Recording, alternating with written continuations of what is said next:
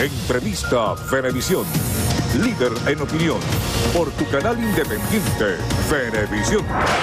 Hoy en Entrevista Venevisión nos acompaña Carlos Gamarra, diputado a la Asamblea Nacional por el Partido Socialista Unido de Venezuela. Bienvenido. Gracias, Lirio.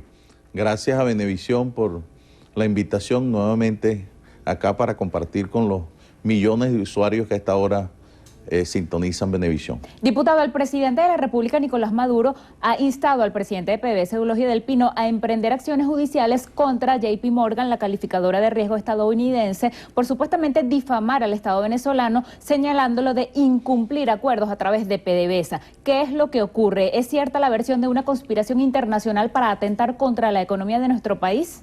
Sin lugar a dudas que en los últimos años, nosotros, sobre todo a raíz del fallecimiento de nuestro comandante eterno, de la muerte física de nuestro comandante eterno Hugo Chávez, se emprendió contra Venezuela una campaña internacional de acoso en lo económico, de cerco económico, que tienen las calificadoras, en las llamadas calificadoras de riesgo, una punta de lanza. No es posible que Venezuela en los últimos años haya cumplido 3, 4 años sin dejar un solo día de cumplir con sus obligaciones internacionales en el campo de la deuda.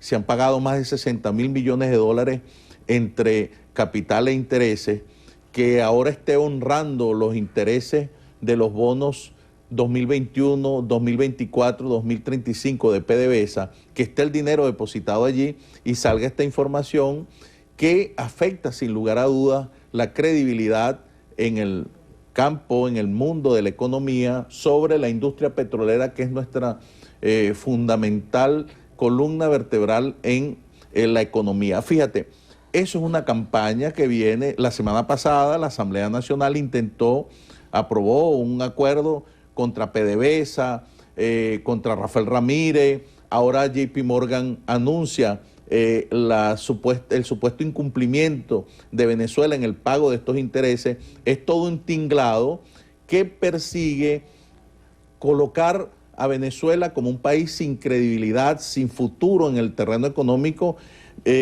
porque paradójicamente a esas actitudes de las calificadoras de riesgo en Venezuela están llegando las inversiones.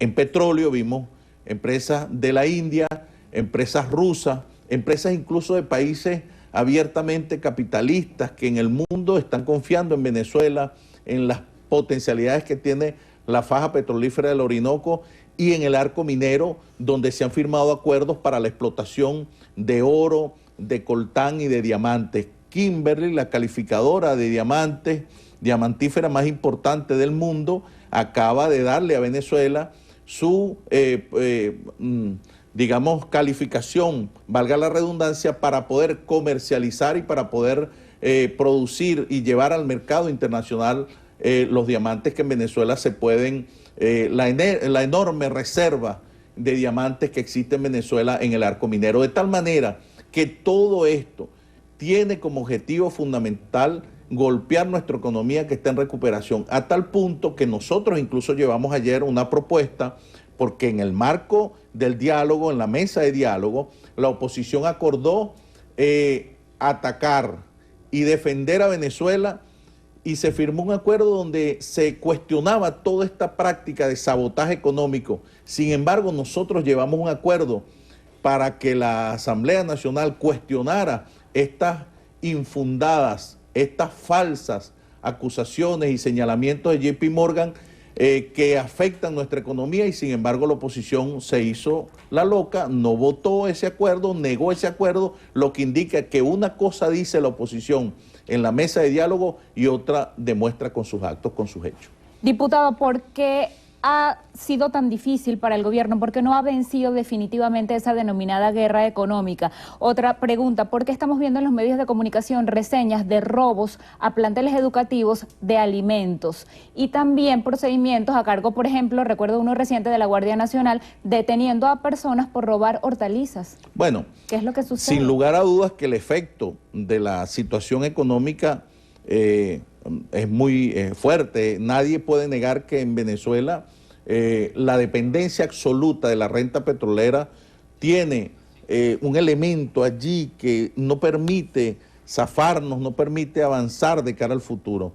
El hecho de que en Venezuela los ingresos hayan mermado porque el petróleo bajó de $100 a $20, y eso es la principal razón por la cual la economía no se ha recuperado, es porque dependemos de manera absoluta de la renta petrolera.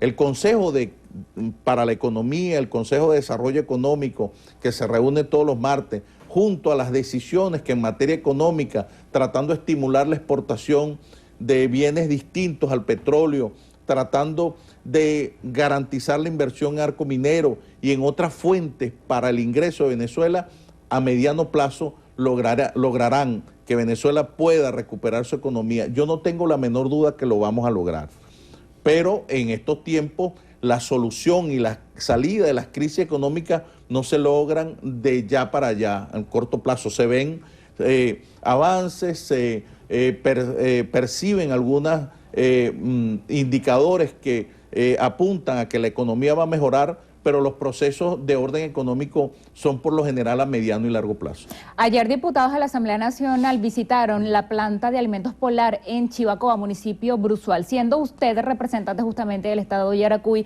¿qué piensa de la posibilidad de que no haya harina de maíz precocida? Bueno, eso es una amenaza a la cual nos tiene acostumbrado la Polar cada vez que hay eventos políticos importantes. Se ha demostrado cómo la Polar en el año 2002 disminuyó la producción casi en un 50%.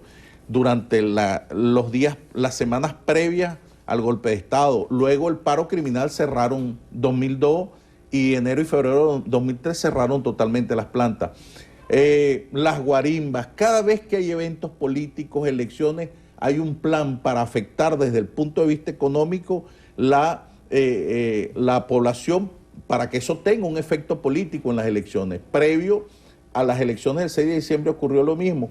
Ahora que está muerto el referéndum revocatorio, que no tienen posibilidad de hacer un referéndum ya este año ni el año que viene contra el presidente Maduro, van a transitar el mismo camino que lo hicieron en el 2002. Después del golpe de Estado fallido, vinieron con el paro criminal, pero no tienen fuerza, ni tienen la razón. La Polar recibió este año un aumento de 19 bolívares el kilo de harina de maíz precocida, a 190 bolívares, es decir, un aumento del 1000% en el costo de la harina de maíz precocida. Hoy está aspirando 790 bolívares, es decir, un 10.000% en comparación con el inicio de año. Eso no tiene ningún asidero, eso no tiene ninguna razón. Y el motivo fundamental no es que no tienen materia prima, es que no quieren recibir el maíz que el gobierno le está entregando, porque con el precio de 790 bolívares que aspiran están chantajeando al gobierno y al pueblo venezolano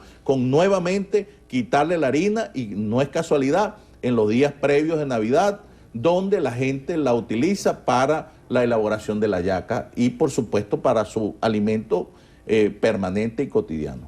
Nos queda poco tiempo. El diálogo que, según Monseñor Diego Padrón, el presidente de la Conferencia Episcopal Venezolana, no marcha bien, y así habló por el Vaticano, que es facilitador. ¿Cómo ve usted que va? La oposición afirma que sí ha dado señales, como haber retirado a los 3 parlamentarios indígenas, pero afirman que el gobierno no ha hecho lo propio, que apenas antes de la reunión próxima del 6 de diciembre han liberado al diputado suplente Rosmith Mantilla. ¿Cómo ve usted que marcha ese diálogo, y también cómo ve la incorporación anunciada de Fedecámara?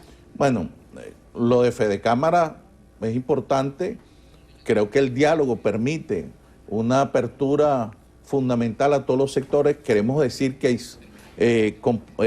integrantes de Fedecámaras que ya están participando en el Consejo de Economía Productiva los martes, de Fedindustria, de empresarios que hacen vida en todas las cámaras en el país, y sectores importantes que están vinculados a los motores de desarrollo económico. Ahora, ellos señalan que el gobierno no ha cumplido.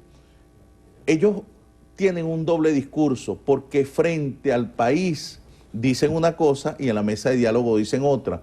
Nosotros hemos solicitado a los poderes la colaboración, por ejemplo, en la liberación, la celeridad en la liberación de los detenidos que son políticos presos por cometer delitos comunes.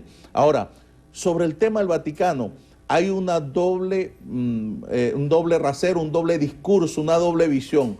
la Conferencia Episcopal Venezolana, que siempre ha estado vinculada a la oposición, a los planes de insurrección, a los planes fuera de la Constitución, y el Vaticano, que tiene una posición mucho más equilibrada, mucho más de diálogo y mucho más hacia la paz. Lamentablemente, la jerarquía eclesiástica venezolana se ha convertido en una activista política que nada tiene que envidiarle a la MUC, y pareciera que lo que tiene que pedir es que la incorporación a la mesa de la unidad en ese directorio de la MUD, que ya no sería el G4, sino el G5, con la incorporación de la jerarquía eclesiástica venezolana en su voz de la Conferencia Episcopal Venezolana, que no representa la posición de la mayoría Diputado, de los curas y de los religiosos venezolanos. se nos agotó el tiempo. Muchas gracias por haber venido. Gracias a ti, Lirio, y gracias a Venevisión una vez más. Así despedimos al diputado Carlos Gamarra por el PSU.